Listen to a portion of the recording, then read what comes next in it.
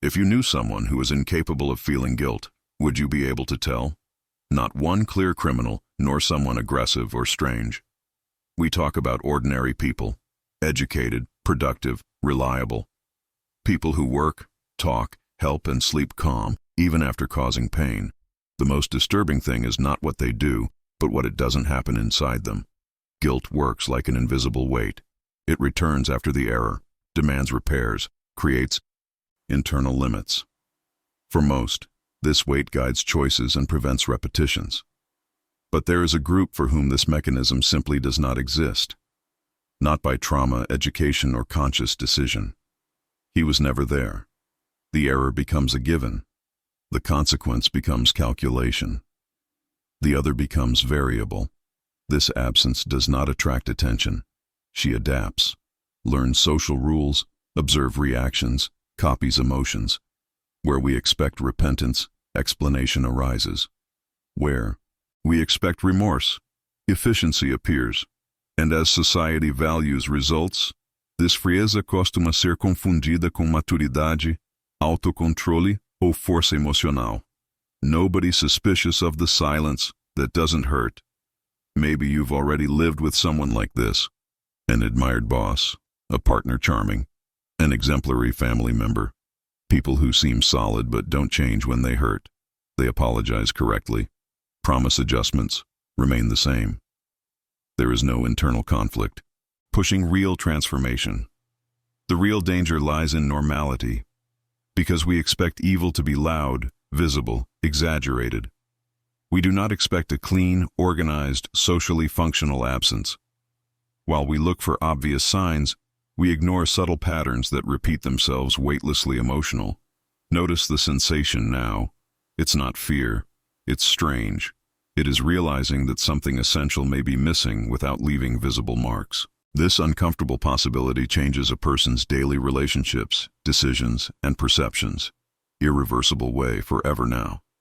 If there are normal people who don't feel guilt, how do their brains work, and why that we almost never notice? When we talk about guilt, we talk about an internal warning system. It appears after error, excess, invasion. It's not just a moral feeling, it's a mechanism, biological. Guilt connects action and emotional consequence. It makes the body remember. For most people, making mistakes leaves a trace. The thought returns. The stomach tightens. The sleep fails. This discomfort is not weakness, it is regulation. In the typical brain, guilt arises from the integration of empathy, emotional memory, and anticipation of pain. You don't just understand that you hurt someone. Do you feel the impact? As if it were yours. This emotional simulation creates internal limits. That's why many people avoid repeating behaviors that caused suffering, even when no one is watching. The cost is not external, it's internal. In silent psychopathy, this integration fails. Not in a chaotic way, but structurally. A person understands rules, consequences, and social norms, knows what is right and wrong. Oh, what doesn't happen is the corresponding emotional response. The mistake doesn't hurt. The memory does not weigh. The consequence does not resonate.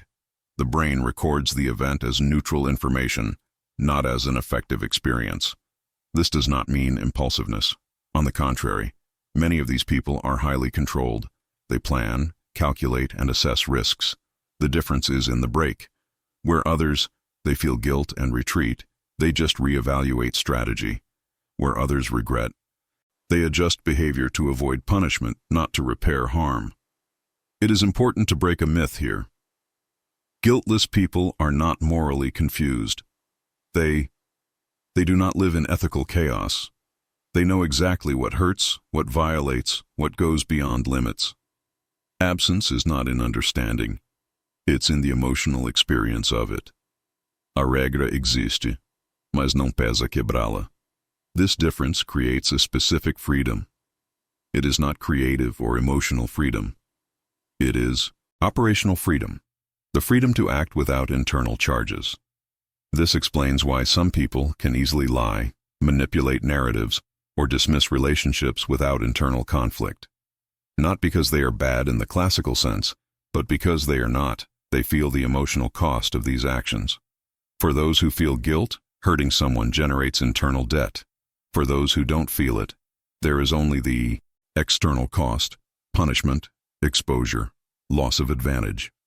If this external cost is low or non-existent, the behavior tends to repeat itself. There is no internal resistance to interrupt the cycle. It is at this point that the simulation arises.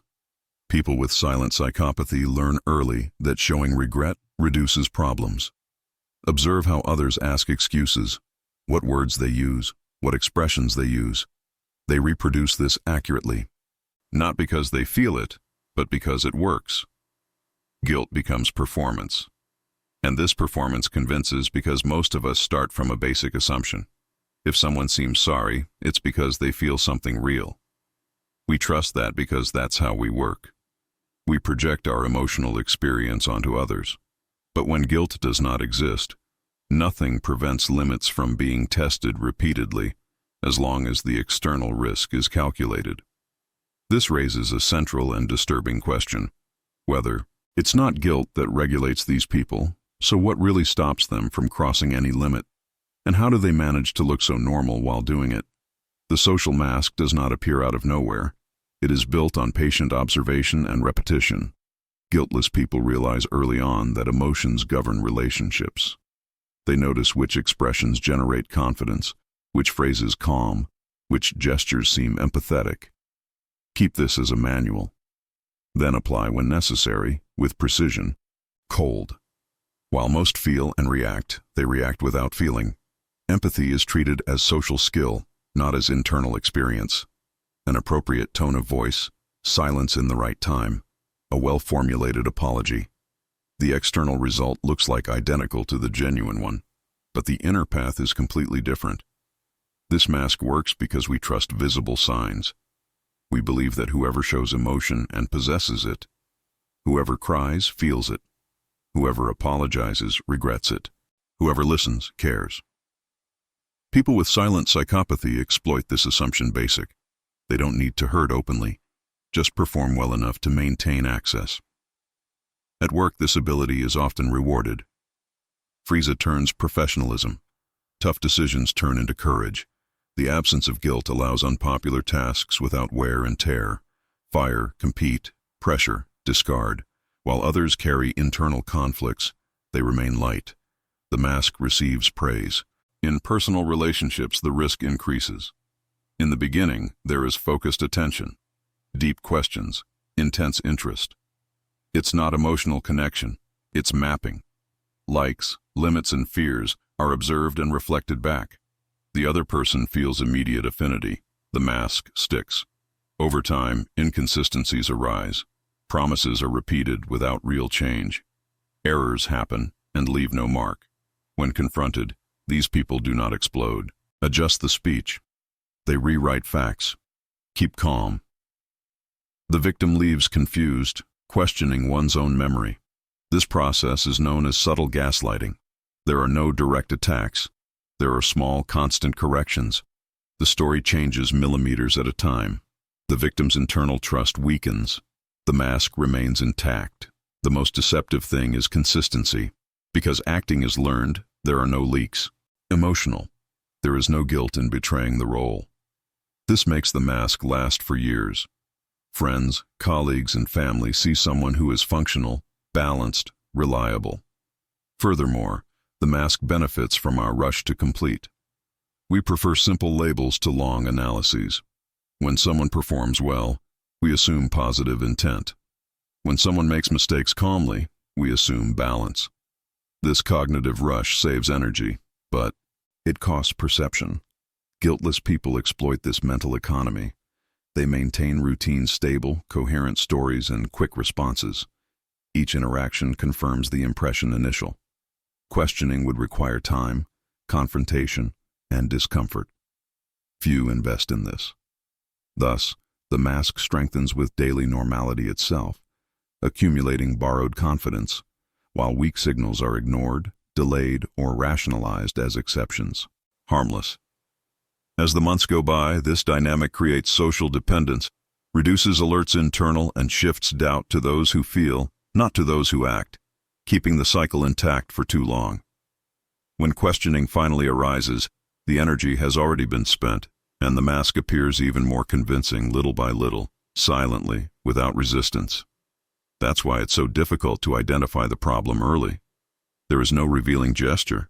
There is a repeated pattern of emotional weightlessness. The difference appears afterwards, never moment. If empathy can be imitated so accurately, how can we distinguish what is genuine from what is it rehearsed? And, when we notice the difference, what do we do with this information? Silent psychopathy does not manifest itself in chaos. She thrives on order, in environments structured, predictable, where roles are clear and behaviors are evaluated more by performance rather than emotional impact. It is in these spaces that guiltless people feel more comfortable. They understand rules, hierarchies, and rewards, and they use it efficiently. In the work environment, this profile is often confused with someone who is strong, rational, and prepared for pressure. Difficult decisions do not generate internal suffering. Cuts, dismissals, disputes, and power plays are treated as tasks. While others hesitate, ponder, or become emotionally exhausted, they move forward. Not because they are more courageous, but because they do not feel the weight that holds back the majority. This coolness is often rewarded. Bosses value resultados. Companies value efficiency. Few ask how someone got there, only if they did. So, people without guilt, they rise, accumulate authority and influence. There are no emotional outbursts that raise suspicions. There is constant calm, control, apparent balance. In personal relationships, the scenario changes more subtly. Silent psychopathy is not present as clear abuse. It presents itself as functional normality. Partners attentive, parents present, friends available when appropriate.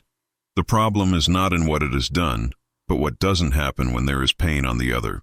When they cause suffering, there is no true reparation. You can apologize, but do not change patterns. They can hear, but they don't absorb. The error leaves no internal mark. By this repeats itself, not because of conscious malice, but because of a lack of emotional learning. The other suffers. They follow. In the family, this emptiness is often confused with a strong personality or inherited coldness. He was always like that. She doesn't show it much. Over time, everyone adapts, adjusts expectations, orders decrease. They learn not to expect emotional support. The dynamic revolves around preserving stability, not connection. In romantic relationships, the impact is usually more profound. In the beginning, there is intensity, targeted attention, feeling of being seen. This happens because the other person becomes the focus of observation. Tastes, limits, and vulnerabilities are mapped. Afterwards, used. The bond appears strong, but it is asymmetrical. One feels, the other manages. When conflicts arise, the response is rational, not empathetic. The partner's suffering becomes a problem to be solved, not something to be shared. Correct sentences appear. A posture is calm, but something essential is missing. The victim leaves confused, feeling like they explained everything, and yet nothing has changed. This is where many people start to question themselves. They try to talk better, be more clear, more patience. They believe the problem is communication. They don't realize they are trying to generate guilt where it does not exist. The effort increases. No return. Meanwhile, the silent psychopath maintains the appearance of normalcy. For whom observed from the outside, everything seems stable. There are no constant fights. There are no visible crises. Just an internal wear and tear on those who live closely. At this point, someone almost always comes to mind.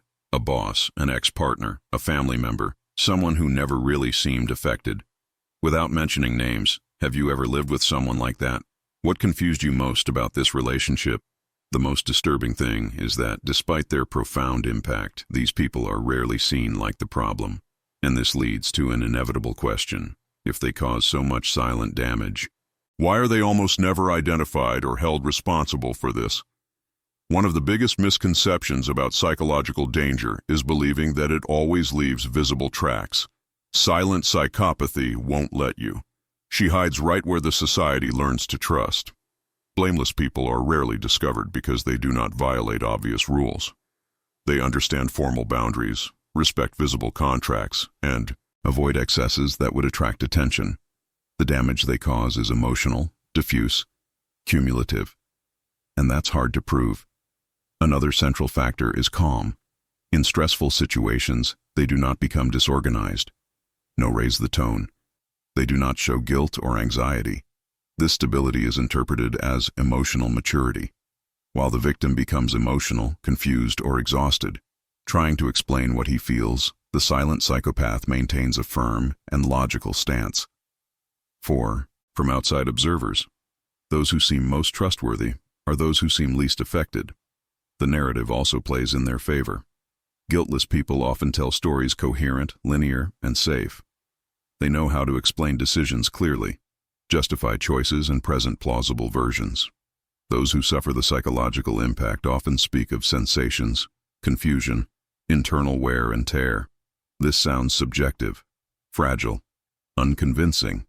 In social disputes, whoever dominates the narrative usually wins. There is still a structural problem. Our culture values results, not processes. Emotional. If someone delivers performance, meets goals, and maintains a functional appearance, is rarely questioned. Few want to investigate the human cost behind efficiency.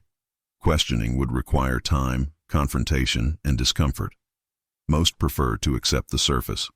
Furthermore, there is a profound expectation bias. We hope dangerous people appear dangerous. We look for aggression, impulsiveness, emotional outbursts. When none of this appears, we discard the hypothesis. Silent psychopathy benefits this wrong expectation. It does not manifest itself in excess, but in absence. Another critical point is that these people rarely see themselves as a problem. Don't feel internal suffering. They don't seek help. They do not demonstrate a crisis. Therefore, they do not come under radar, clinical nor institutional. Function am well enough not to raise formal suspicions. The system was not designed to detect absence of guilt, only lack of control. When someone tries to expose the problem, they face isolation. Friends, colleagues, and family. They often react with phrases like, "He's always been like this," or "She's just colder." Behavior is normalized. The victim begins to doubt himself. The psychopath, silent, does not need to defend itself aggressively. The environment itself does this for him.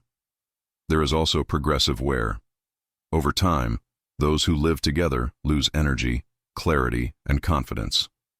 Questioning requires emotional strength, and this strength is slowly being drained. When the person finally manages to name what happens, they are already exhausted. All of this creates a perverse scenario. Whoever causes the damage remains stable. Whoever suffers seems unstable. The inversion is complete. And while this happens, the silent psychopathy continues to operate without noise, without guilt, and without apparent consequences. Given this, an inevitable and uncomfortable question arises: whether these people almost never are held responsible. Whoever silently absorbs the psychological impact of this coexistence over time. The impact of silent psychopathy does not show up in bruises, screams, or sudden breaks. It manifests itself slowly, almost imperceptibly. Victims rarely succeed pinpoint an exact moment when everything started to go wrong. There is no isolated event. There is a sequence of small wear and tear that, together, corrode the stability emotional experience of someone who lives with someone who does not feel guilt. These victims tend to be empathetic, responsible people, willing to talk.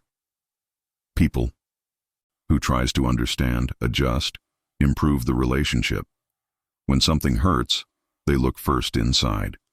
They think they exaggerated, that they misinterpreted, that they could have been clearer. Meanwhile, on the other side, there is no internal conflict. There is no emotional reflection. A dynamic becomes silently unbalanced. Over time, signs appear that are difficult to explain. Constant tiredness, diffuse anxiety, feeling of always being on alert. The victim feels that he needs to mince words, predict reactions, avoid conflicts. Not because the other explodes, but because nothing changes afterwards. Error is repeated without emotional weight. This creates deep confusion. How can anyone understand everything and still not transform? One of the most common effects is the gradual loss of confidence in one's own perception. Small distortions accumulate. Conversations are remembered differently. Promises are reinterpreted. Feelings are calmly minimized. There are no attacks direct. There are subtle fixes. You got it wrong. That wasn't quite like that. Little by little, the victim begins to doubt themselves. This is one of the deepest damages, when reality internal loses strength. Emotional isolation also sets in. How to explain something that is not visible? Friends, they listen and don't see a problem. But he seems so calm. She's so rational. The victim tries to explain sensations, but sensations are not convincing. Without external validation, it becomes shut up. Learn to carry the weight alone. And the more you adapt, the further away you become same. In the professional environment, the pattern repeats itself. People under the leadership of someone without fault report constant confusion. Expectations change without warning. Merits disappear. Errors are displaced. Everything happens with education and logic. The manager seems balanced. Who suffers seem emotional. Questioning becomes weakness. Wear increases, but there is no clear reason to complain. In family relationships, the impact is even more difficult to break. There is history, loyalty, affection. The victim believes that, with enough effort, something will change. But it doesn't change. Why? There is no guilt that pushes transformation. There are only adjustments to maintain control and stability. The suffering of others does not generate emotional urgency. It is essential to say this clearly. The victim is not weak, nor naive. It just operates with an emotional system based on reciprocity. Wait for pain to generate reflection. Error generates change. This assumption fails when the other does not feel guilt, and insist on it, it just generates more wear and tear. If something here starts to make too much sense to you, stay until the end. The next block does not have easy labels or superficial lists. It shows how to identify patterns before the damage becomes too deep, because now the question has changed. It's no longer whether these people exist. It is there any how to recognize them early enough to protect yourself? And why almost no one? Do you notice the signs when there is still time? Identifying silent psychopathy is not about finding an isolated sign. It's about realizing patterns that are repeated without generating emotional weight. People without fault can make mistakes, apologize, and move on without any real change. What betrays the profile is not the error itself, but the constant lack of emotional learning afterwards. It's his. One of the most ignored signs is emotional asymmetry. Do you feel sorry? Think. Review if guilt. The other understands, responds, promises, and follows suit. There is no internal evolution, just strategic adaptation. The conversation happens, but it leaves no marks. This creates the feeling. It's strange to be talking to someone who understands everything but isn't affected by anything. Another recurring pattern is displaced responsibility. When something goes wrong, the explanation never ends with them. There is always context, misunderstanding, excess, other people's sensitivity. The narrative is logical, organized, plausible. The emotional impact caused simply does not enter the equation. There is no "I hurt you," just "it happened like that." Also notice the way these people use bonds. Relationships are often intense at first and cold afterwards. Help appears when there is gain. Interest decreases when the other needs it too much. It is not common selfishness, it's instrumentalization. People saw functions. When the function loses its usefulness, the bond weakens through no fault of its own. The inconsistency between words and actions is another key point. Promises are made with conviction, but they are rarely sustained over time. When confronted, they emerge sophisticated explanations. Explanation replaces repair. Whoever listens leaves confused, feeling like something has been resolved, but nothing has actually changed. There is also excessive calm in moments that would require emotional involvement. Serious situations are treated as technical problems. Other people's losses don't change behavior. The tone remains too stable. It is not punctual self-control. It's standard continuous. The absence of shock is repeated in different contexts. Another subtle sign is the speed of recovery. After deep conflicts, these people continue normally, as if nothing had happened. You're still processing. They have already passed on. This is not emotional resilience. It is a lack of emotional register of the event. Over time, a dangerous reversal occurs. You start to feel guilty about charging the basic. Empathy becomes an exaggerated demand. Limits start to look like a tax. This inversion happens because the other does not feel the same emotional obligation and redefines the dynamics. Whoever feels it starts to justify themselves. It is important not to make the mistake of looking for explicit cruelty, the silent psychopathy. It is rarely violent. It is functional, adapted, socially acceptable, works better when no one suspects. The warning is not in the isolated act, but in the weightless repetition. None of this alone confirms anything. What matters is the set, the constancy, the persistent feeling of investing emotional energy in someone who understands, but doesn't, matters. Recognizing this does not give power over the other. It gives you clarity about yourself. And this clarity raises an uncomfortable question that has no easy answer. When do you realize that there is no blame or empathy on the other side? What do you do with this information? Do you continue trying to awaken something that doesn't exist? Or do you accept reality and protect your feelings, own emotional limits? Perhaps the most disturbing thing about silent psychopathy is not recognizing that it exists, but accept what this reveals about human coexistence. Not everyone feels guilt. Not all carry empathy as an internal guide. This is not a rare exception. It is part of the diversity psychology that we prefer to ignore. For a long time, we have been taught that patience, dialogue, and understanding resolve everything. That if we explain better, the other person changes. But when there is no blame, there is no emotional transformation. There are just adjustments to keep it working. Do not insist on this generates connection, just where. The real risk is not in them. It's in us, when we ignore internal signals to sustain an artificial normality.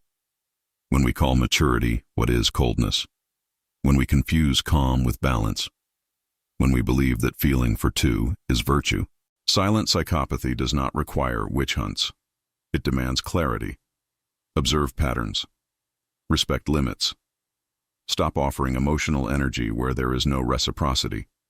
It's not moral judgment, it's psychological self-preservation. Perhaps the more honest question is not how to identify them perfectly, but how much time you stay in relationships that don't give you emotional weight. How much of yourself do you deliver a waiting echo? And how many times have you called hope what was just denial?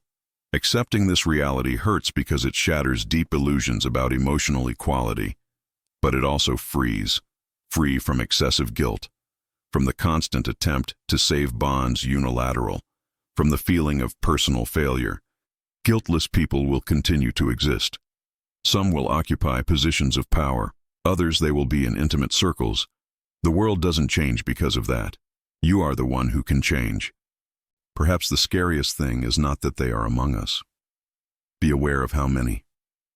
Sometimes we ignore our own perception to maintain relationships that empty us slowly, without noise, without explosion, without clear end.